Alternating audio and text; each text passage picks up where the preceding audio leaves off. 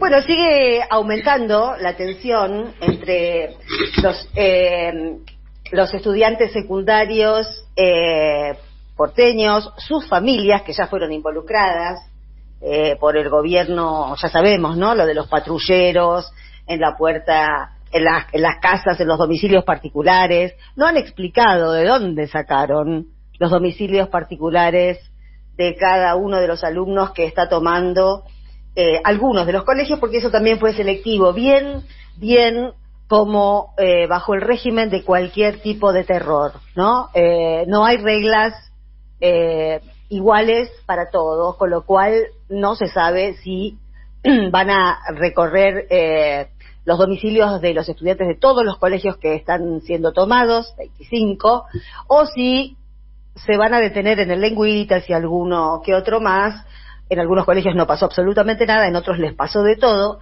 La Secretaría de Derechos Humanos de la Nación, es decir, la que encabeza Horacio Pietragala, hoy informó que, bueno, a pedido de mucha gente que llamó a la Secretaría, presentaron un habeas corpus para que la policía no ingrese a los establecimientos educativos, a las escuelas, porque también empezaron a aparecer efectivos de la Policía Metropolitana queriendo ingresar a los colegios, es decir, una situación absolutamente intolerable en la que, por otro lado, empezamos a confrontar, empezamos a darnos cuenta de que todos los chicos, los que hablaron con nosotros, los que están en la televisión, los que hablan en los móviles, muchos de ellos no se conocen entre sí, pero hay algunos rasgos que son una enorme y buena sorpresa, porque no da cuenta de que en determinado colegio o en determinado sector o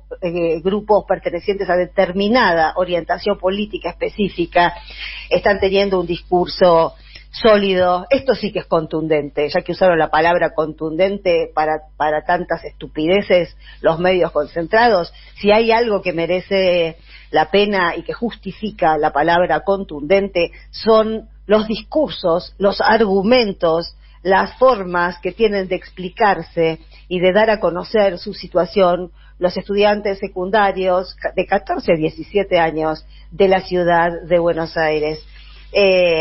Los hemos escuchado y los estamos escuchando hablar también en un lenguaje inclusivo. Es algo que también llama la atención porque lo hablan de corrido, es decir, no piensan como nosotros, por ejemplo, si nos queremos hacer los pendejos y hablar con la E, tenemos que ir seleccionando les chiques, es lo que todos incorporamos, pero más allá de eso, no hemos sido alfabetizados en el lenguaje inclusivo, pero esta generación sí, lo cual también, fíjense una cosa, ¿no? Uno siempre trata como de caracterizar una situación en general, ese es más o menos el trabajo que hacemos a medida que van cambiando las situaciones. Y esto que está pasando con los secundarios en la ciudad de Buenos Aires desmiente varias cosas de cierto relato oficial en el que nosotros también entramos, porque no tenemos manera tampoco de chequear los rincones de la realidad que los medios concentrados ocultan, ¿no? Por un lado, que el lenguaje inclusivo no es una cuestión de los feminismos, es una cuestión generacional. Partió de los feminismos, pero tanto varones como mujeres y disidencias, me imagino que también, que transitan en la adolescencia, lo han incorporado como su lenguaje, lo hablan absolutamente de corrido, dicen cosas muy interesantes, hablando así, saben entrar y salir de ese lenguaje, ¿no? Cuando uno los agarra medio de improviso, así es como hablan. Después pasan al lenguaje que hablamos todos, con la A y con la O, para explayarse un poco más en la televisión, por ejemplo, o en la radio. Pero quiero decir, esta visibilidad que han conseguido con las tomas, y lo explican muy bien, cada vez que algún gorila con micrófono, que hay tantos, les pregunta, bueno, ¿y por qué están tomando? ¿Y por qué, como dice Soledad Acuña, pasaron de 0 a 100? No, de 0 a 100 un pito. Lo que pasa es que cuando iban por el 20, por el 30, por el 40, los medios no les daban visibilidad, y todos esos pedidos de reunión, ese pedido de diálogo, quedaba invisibilizado.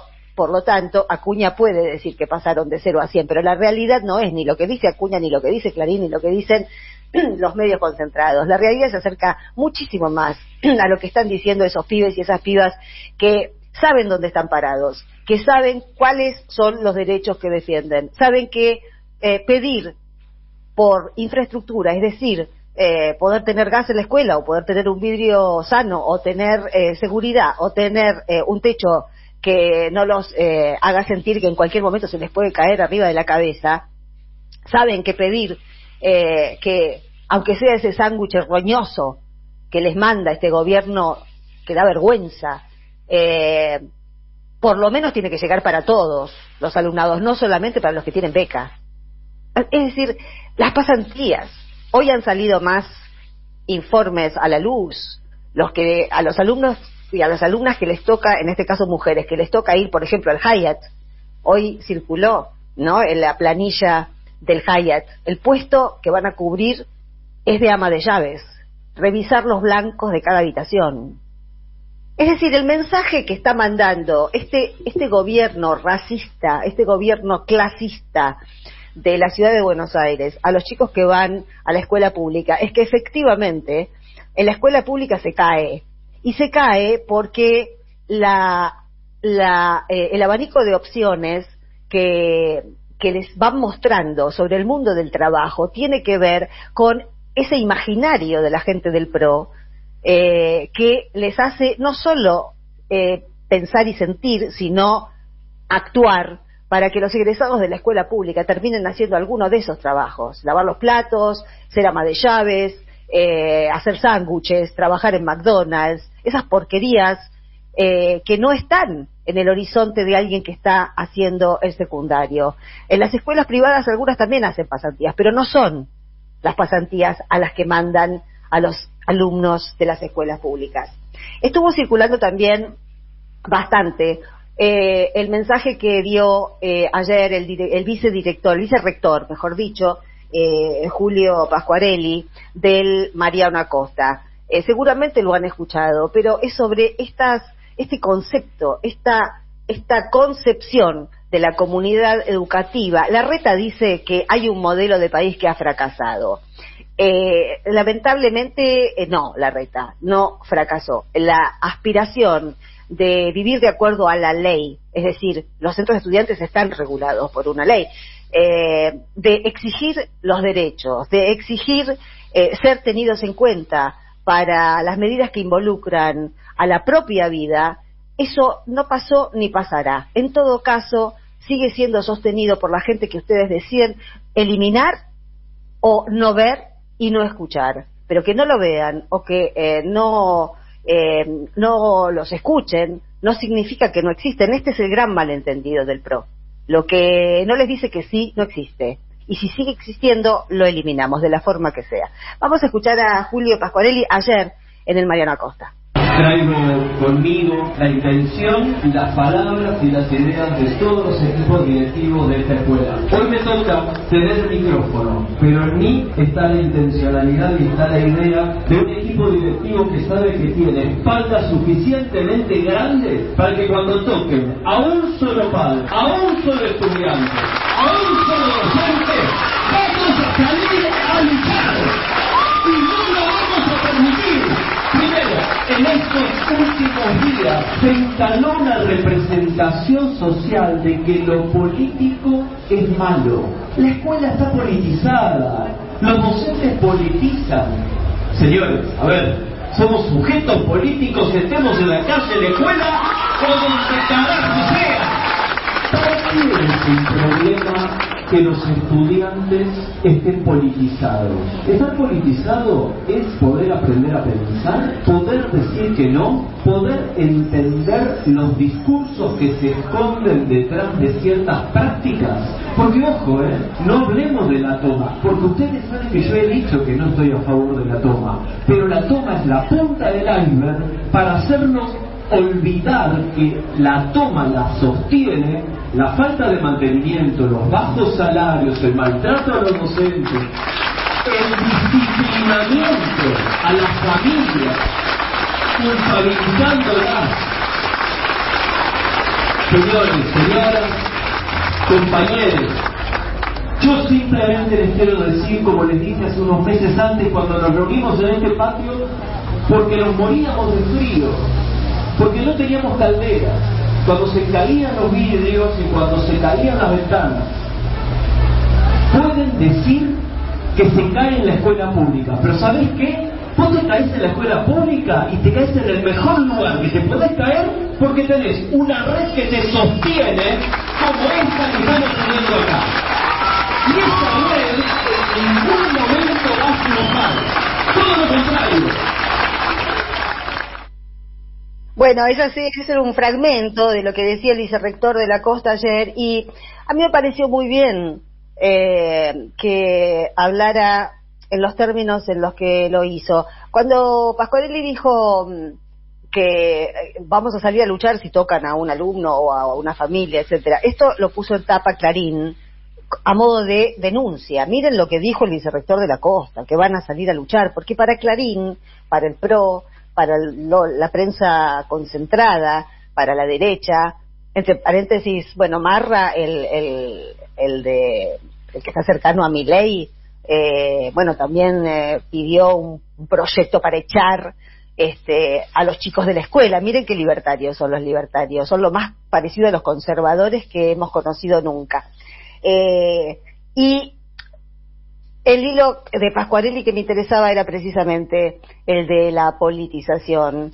Efectivamente estamos ante un tema, es un último límite. La importancia de la escuela pública en la Argentina es constitutiva de una idiosincrasia. Hemos nacido como nación con ciertas expectativas que el peronismo las llevó a cierto clímax, y mucho más tarde, mucho después, los gobiernos kirchneristas retomaron esas expectativas, que no son nada demonizable, no es nada rebuscadísimo, no es nada importado, no es nada traído de afuera, es algo que late en el corazón del pueblo argentino y tiene que ver con la movilidad social ascendente, tiene que ver con que el hijo del portero sea médico, tiene que ver con que el hijo o la hija de la empleada doméstica pueda ser enfermera o pueda ser azafata o pueda ser lo que tenga ganas de ser. Eso también es una libertad. Estos que nos vienen a hablar tanto de libertad, esa es una libertad por excelencia, la de ser dueño de tu destino. Y para eso es indispensable la autoestima, que es lo que esta gente que quiere robarles a los adolescentes la posibilidad de formarse como están deseando, no puede quitarles, no existe. Se está diciendo mucho, nosotros también lo decimos acá, que bueno, que en todo el mundo arrecian los neofascismos o los neoliberales totalitarios, que en realidad por ahí es una concepción un poco más cercana a lo que existe en realidad, ¿no? El neoliberalismo que conocemos perfectamente. Bueno, ya se le agotaron las opciones de las Fuerzas Armadas, se le agotó también el de voto a un empresario que me propone la revolución de la alegría, y ahora lo que están proponiendo es, modo Bullrich. Macri está en modo Bullrich, Larreta está en modo Bullrich, que sabemos que es lo más agresivo, totalitario e irracional que existe en el universo político, lo cual no implica, o mejor dicho, sí implica, que contra eso se lucha. Claro que sí, claro que sí. Lo único que falta es ahora que Clarín nos diga que luchar es peligroso. Peligroso es amenazar de muerte, es llevar guillotinas, es llevar bolsas mortuorias, es planificar asesinatos, como toda esta banda de gente ligada al PRO, a diferentes personalidades del PRO, que no está siendo investigada por la justicia todavía. La violencia, hoy más que nunca sabemos que está en un solo lado, y sabemos cuál es ese lado. Así que rechazamos ese país que nos propone Larreta, Y hay convicciones que no dependen de la moda del momento. Muchos de los que estamos reivindicando algunas convicciones las hemos tenido desde nuestra propia adolescencia. No cambiaron de moda, no cambiamos de moda, no cambiamos de maneras de pensar o de soñar con el país que queremos, que no es nada complicado. Es sencillamente un país con menos racismo, con menos clasismo, con oportunidades para todos, un Estado cuidador, no un Estado represor. Seguimos pensando que eso es lo que se merece este país.